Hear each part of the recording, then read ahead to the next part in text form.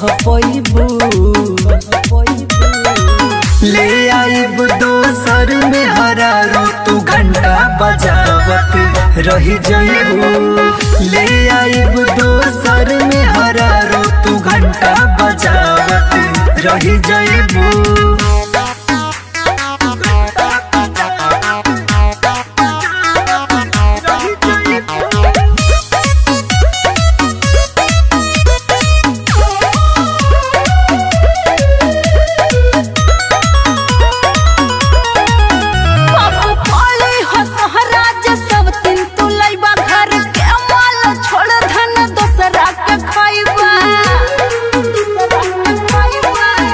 जदी रहे के बा हमारा साथे ता सीखा सहूर हो।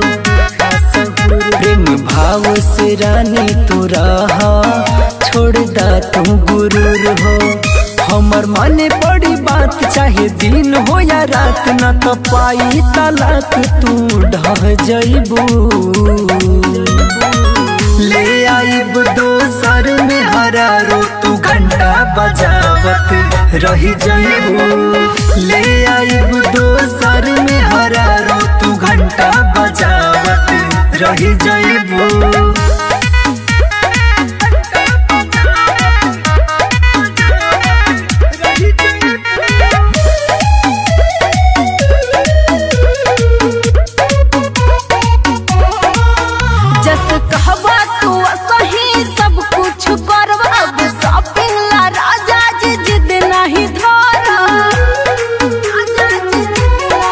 अपन हाथे करब हम रानी तोहर सोरहो सिंगार हो। जति मनबू तू हमर बतिया पैबू पेट भर प्यार हो। जदि करबू बात तोहर छोड़ दे हम हाथ बात दिलवा के केहू से ना कह पैबू। ले आइब दोसर में हरारो तू घंटा बजावत रही जइबू।